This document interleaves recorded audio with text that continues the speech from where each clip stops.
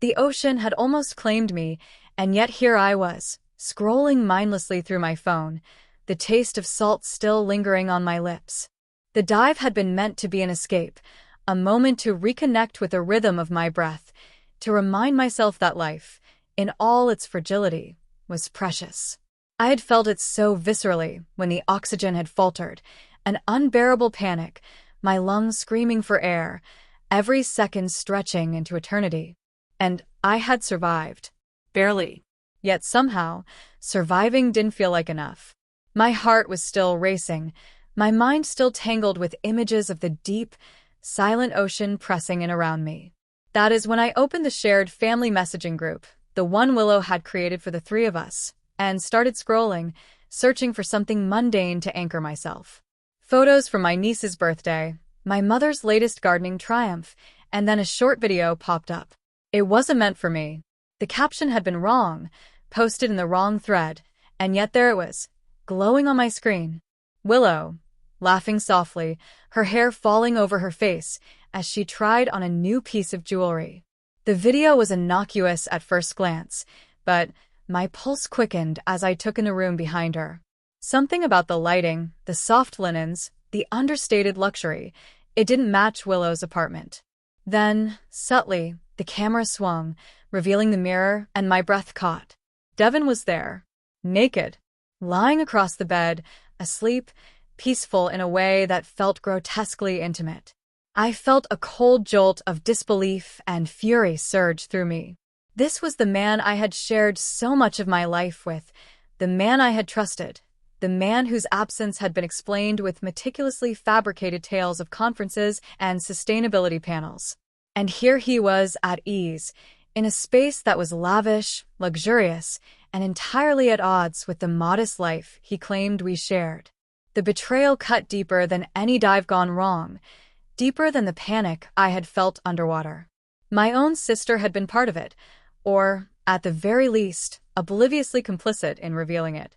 The domestic ease in the video, the casual intimacy, made it impossible to deny this wasn't a fleeting mistake, a momentary lapse. It was long-running. It was sanctioned, normalized, and hidden in plain sight. I stared at the video for what felt like hours, replaying it, trying to anchor myself in reality.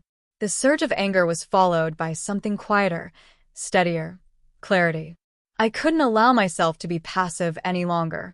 The ocean had reminded me how precious life was, how fleeting, how easily trust could be suffocated like the oxygen I had so desperately chased. Devon had taken something from me that wasn't just personal, it was ethical, emotional, and familial. Somewhere in that clarity, the seed of rebirth took hold. I wouldn't stay silent. I wouldn't tolerate betrayal masquerading as normalcy. I would act. Not impulsively, not for revenge, but with moral precision. And I knew just who could help. Elias. Devon's best friend, a man whose passion for marine conservation was matched only by his unyielding commitment to honesty and integrity. I saved the video. My hands were steady now, my decision unwavering. I would expose the truth, reclaim my life, and, perhaps, find someone whose values aligned with the breathless clarity I had gained from surviving the deep. I couldn't stop thinking about that video. Even hours after seeing it, the image of Devon, lying in that luxury hotel room while Willow laughed in the foreground, haunted me.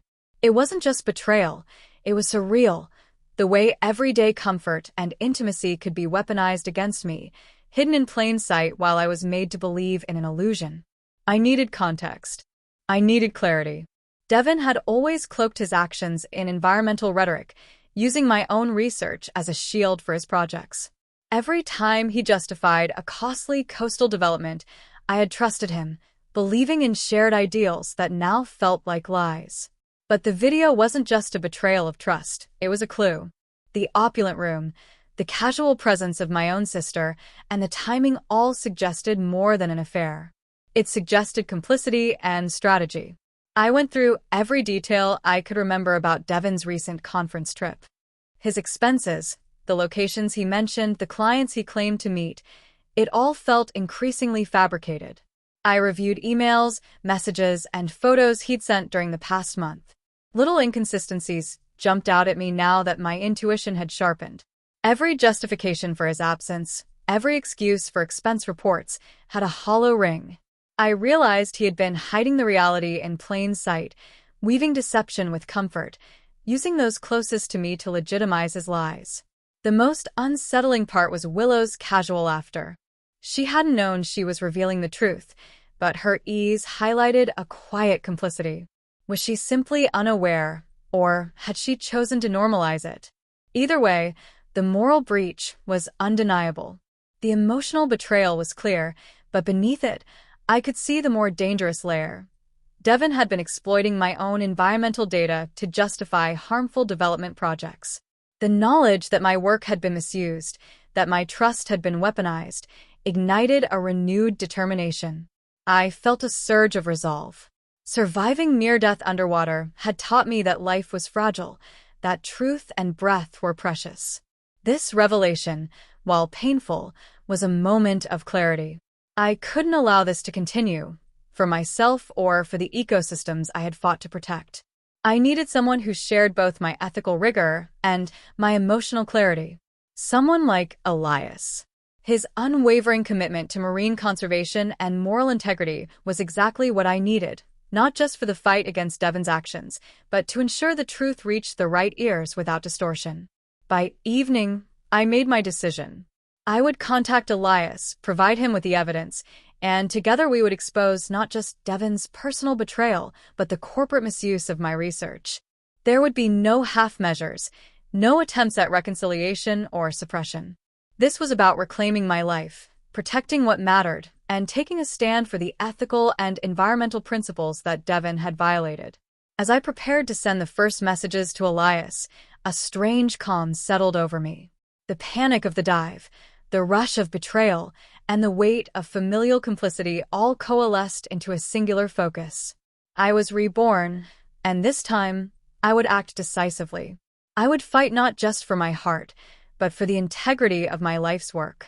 Sending the video to Elias felt like a confession, but it was also a release. My fingers hovered over the screen for a heartbeat longer than necessary before I pressed send, knowing that once it was delivered, there would be no turning back. There was a strange exhilaration in the act, the shift from silent suffering to decisive action. I had survived the suffocating depths of the ocean, and now I was confronting the suffocating duplicity of Devon. Minutes passed like hours. My chest tightened with anticipation as I imagined Elias' reaction. He had always been unflinchingly principled, the kind of person who valued honesty over comfort, truth over convenience. If anyone could handle the moral weight of what I was about to reveal, it was him. I didn't need him to soothe me. I needed him to act. When his reply finally came, it was measured but firm. He had watched the video, absorbed the gravity of the betrayal, and had begun connecting the dots himself. Devon had not only been emotionally deceitful but had misappropriated my environmental research to justify projects that directly contradicted the principles I had worked for years to uphold. The shock wasn't just personal, it was professional, ethical, and ecological. Together, we began piecing together the puzzle. We traced communications, project reports, and financial records that showed how Devon and Willow had normalized the affair and leveraged my work for profit. The more we uncovered, the more grotesque the picture became. A tapestry of deception, manipulation, and exploitation, woven through both intimate relationships and environmental impact. I felt a peculiar clarity as I sifted through the evidence. There was rage, yes, but it was tempered by purpose. Every misused email, every falsified report, every casual betrayal was now ammunition for accountability. The near-death I had faced underwater had forced me to confront life's fragility. This, in turn, forced me to confront the fragility of trust and morality. I was no longer willing to allow lies to masquerade as normalcy. Elias became not just an ally, but a kind of mirror, reflecting back my own commitment to integrity. His calm, unwavering focus balanced the storm of anger and grief within me. Where I felt the raw heat of betrayal, he measured the methodical steps necessary to expose the truth. Together, we drafted a plan: the video, The financial misuse and the evidence of Devon's domestic duplicity would be presented to the proper authorities, framed not as vengeance, but as ethical intervention. As we worked late into the night, reviewing documents and strategizing our disclosures, I noticed a subtle tension between us that went beyond shared purpose. His presence was grounding, yet it sparked something unspoken, an intimacy that grew naturally from trust and aligned values. I felt a quiet warmth in the realization that my rebirth wasn't just about reclaiming my life. It was about forming a connection with someone whose principles resonated with my own, someone who would stand with me not only in confrontation, but in partnership. By the time I finally put my phone down, exhaustion mingled with resolve. Devon's betrayal was no longer a hidden wound. It was a catalyst.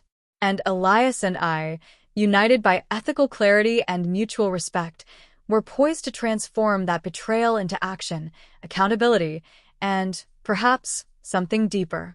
The following morning, I woke with a strange mix of anticipation and unease. The video was no longer just a window into betrayal. It had become a weapon of truth. Devon's duplicity wasn't just emotional, it was moral, ethical, and environmental. And Elias and I were now charged with the responsibility of wielding that truth wisely. We began mapping out our strategy, not impulsively, but with precision. The first step was clarity, identifying every project, every report, every email that showed Devon had leveraged my environmental research for purposes directly at odds with conservation. It was painstaking work, the kind that required meticulous attention to detail. Every misstep could discredit us. Every overlooked document could allow Devon to spin a narrative in his favor. What struck me most was the weight of complicity. Willow had appeared in the video so casually, so unconcerned, as if the deception were normalized within our family. That realization stung. Betrayal by someone close cuts deeper than any stranger's deception. It wasn't enough to expose Devon alone. The context of familial acquiescence made the moral breach even more severe. Elias worked alongside me, his presence steadying.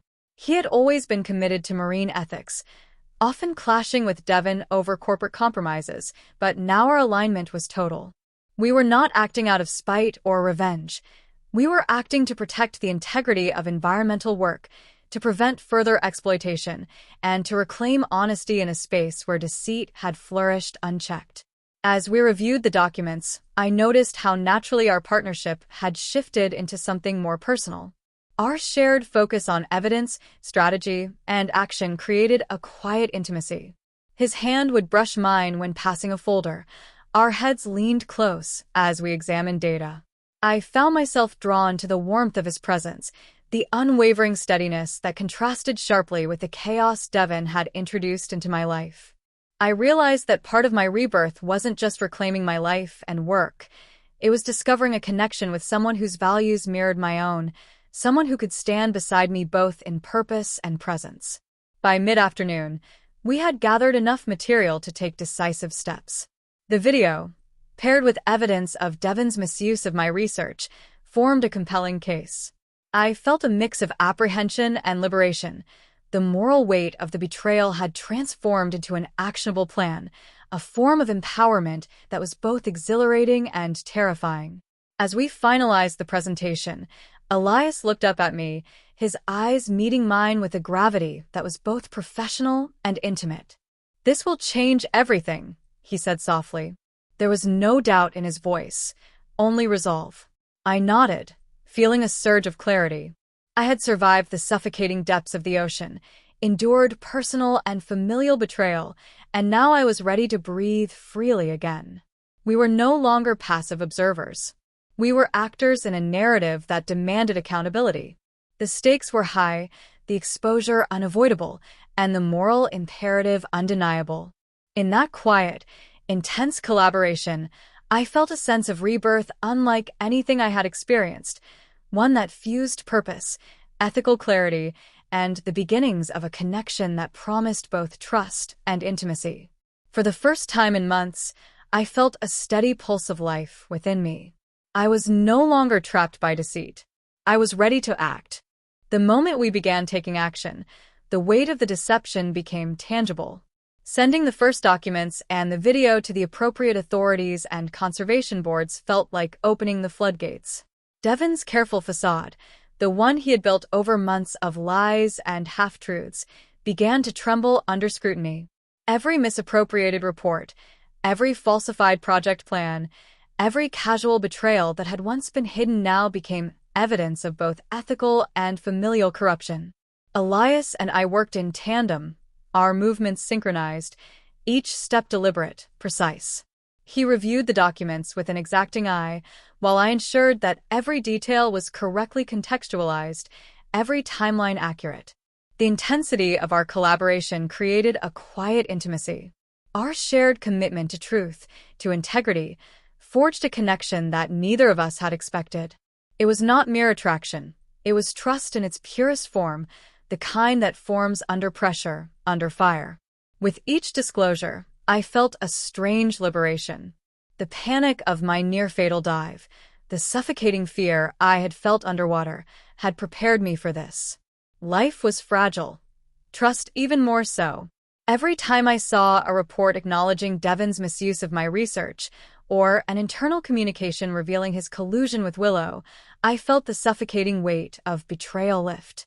I could breathe again, not just literally but morally, emotionally, spiritually. As the evidence circulated among the boards and environmental authorities, Devon's influence began to crumble.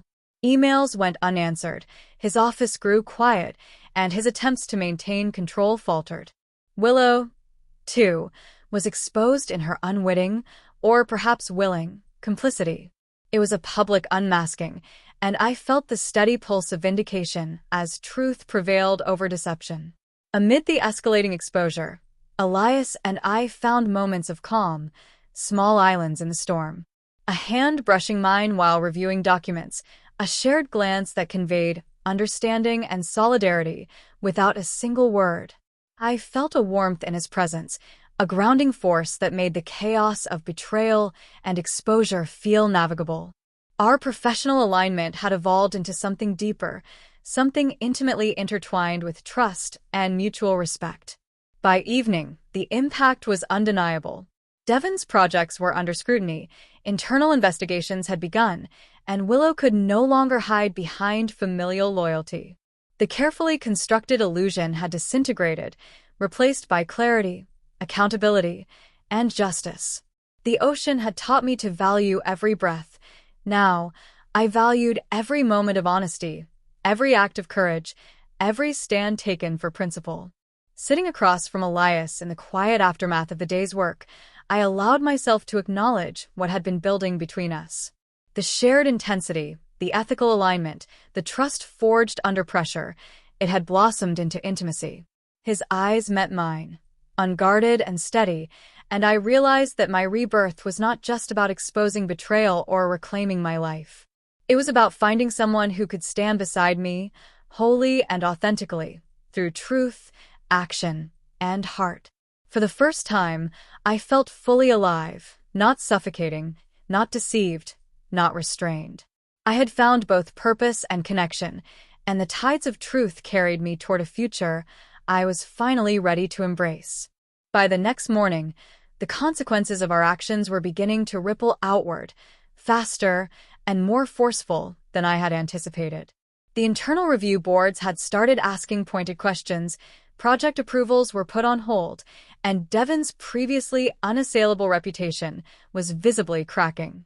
Each new acknowledgement of wrongdoing felt like a release, a small victory that confirmed I had made the right choice in refusing to remain silent. Elias and I met in a quiet cafe, away from prying eyes and the constant buzz of notifications. We spread the compiled evidence across the table, emails, expense reports, internal project files, and, of course, the video that had started it all. He pointed out connections I had missed, nuances in the documents that indicated a deeper layer of exploitation. My admiration for his insight and moral clarity grew with every word. I realized I wasn't just grateful for his help. I trusted him completely, more than anyone I had ever known. Working closely with Elias had a strange dual effect. The tension of high-stakes exposure and the intimacy of shared purpose blended into a charged undercurrent between us. There was a warmth in the way he leaned close to point something out on a page, the subtle brushing of hands as we shifted files, the quiet attentiveness in his eyes. I couldn't ignore it. The connection that had been forming since the start of our collaboration was now undeniable, intimate in the way that only grows from trust, shared struggle, and aligned values. At one point, as I glanced up from a particularly damning financial report, I caught him watching me. His expression wasn't just analytical, it was quietly admiring, softening with an emotion I didn't yet have a name for. I felt a flutter in my chest, a warmth that had nothing to do with victory over Devon and everything to do with Elias' presence beside me. For the first time since the dive that had nearly taken my life, I felt completely centered, alive not just in body but in spirit. Meanwhile, the exposure intensified. Devon and Willow were being confronted with undeniable evidence. Internal memos that once bore only the semblance of ethical oversight now revealed the full scope of manipulation, misuse of research, and exploitation of trust. Each new revelation strengthened my resolve. This wasn't just personal justice, it was ethical accountability, the protection of environmental integrity, and the reclamation of my own life from deceit. As the day wore on and the notifications poured in, Elias and I shared a quiet moment of relief. He reached across the table, fingers brushing mine, and I didn't pull away. Instead, I allowed the touch, the grounding intimacy, to anchor me. It was a simple gesture, but it carried everything unspoken: shared struggle, mutual respect, and the beginnings of something deeply personal. By nightfall, I knew the tides had fully shifted. Devon's control was slipping, the betrayal laid bare, and the path forward clear. And in the midst of it all, Elias was there, not just as an ally in exposure, but as someone who had become part of my rebirth, someone whose presence was intertwined with the clarity, honesty, and courage that now define my life. The fallout hit faster than I had imagined. Within days, Devon's name was circulating in internal memos, emails, and confidential reports. Boards demanded explanations. Projects were paused. His attempts to maintain control faltered, and the carefully cultivated image he had projected for months crumbled under the weight of evidence. Willow's casual complicity, the laughter in the video, the ease with which she had participated, was scrutinized too. What had once felt like an intimate, private betrayal had become a public reckoning. Elias and I navigated the storm together. Each meeting, each review of a new document, each strategy session strengthened the bond that had quietly been building between us. His calmness, his precision, his unwavering ethical compass provided a grounding force I hadn't realized I craved. I had survived suffocation underwater, had faced the panic of losing control, and yet nothing had prepared me for the suffocating deceit I had been living with. Now, with Elias beside me, I felt the first genuine sense of safety I had known in months. Working together became more than strategy, it became intimacy. The subtle brush of hands as we passed folders, the shared glances as we pieced together evidence, the quiet smiles when a new revelation confirmed what we suspected, all of it carried an energy that made my chest ache. There was an unspoken understanding between us, one forged through shared purpose and moral alignment, and I felt my heart opening in ways I hadn't anticipated. As Devon and Willow faced increasing scrutiny, I noticed the shift in myself. The anger that had driven me at first began to settle into a steady resolve. I was no longer reacting to betrayal. I was acting from a place of clarity, strength, and ethical commitment. Every document we revealed, every email exposed, reinforced my rebirth, not just as someone who had survived, but as someone who demanded honesty in life and work. In a quiet moment, after a long day of coordinating with authorities and preparing formal disclosures, Elias reached for my hand. I didn't hesitate. His fingers intertwined with mine naturally, grounding me after days of relentless tension. The intimacy of that simple touch was profound.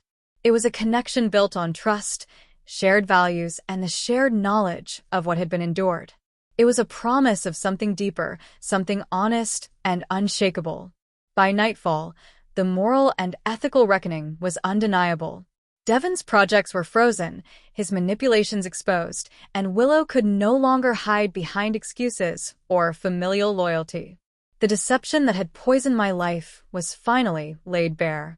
And amidst the chaos and clarity, Elias and I found our own equilibrium, a partnership that was professional, moral, and quietly, beautifully intimate. As I stared out at the calm sea that evening, I felt a profound sense of rebirth. Life was fragile, honesty was precious, and connection, true connection, was worth every risk. With Elias beside me, I knew I could face whatever waves came next, unafraid, unbound, and fully alive. The morning felt surreal. Devon's world had collapsed quietly, but decisively. Internal audits confirmed the misuse of my environmental research, boards demanded restitution, and his carefully constructed image lay in ruins. Willow, too, was under scrutiny, the casual intimacy captured in that video now emblematic of complicity. Every carefully hidden betrayal, every manipulated document, every lie had been exposed. And in the aftermath, I finally felt the weight lift from my chest. Elias and I stood side by side, reviewing the final reports before submitting them to the relevant authorities. His presence, calm and steady, was a stark contrast to the storm Devon and Willow had created in my life. As we worked, I felt the quiet intimacy that had been building for weeks deepen.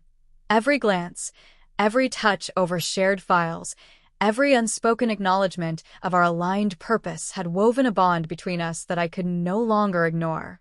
When we finally finished, Elias looked at me with a softness that caught me off guard. "You did it," he said quietly.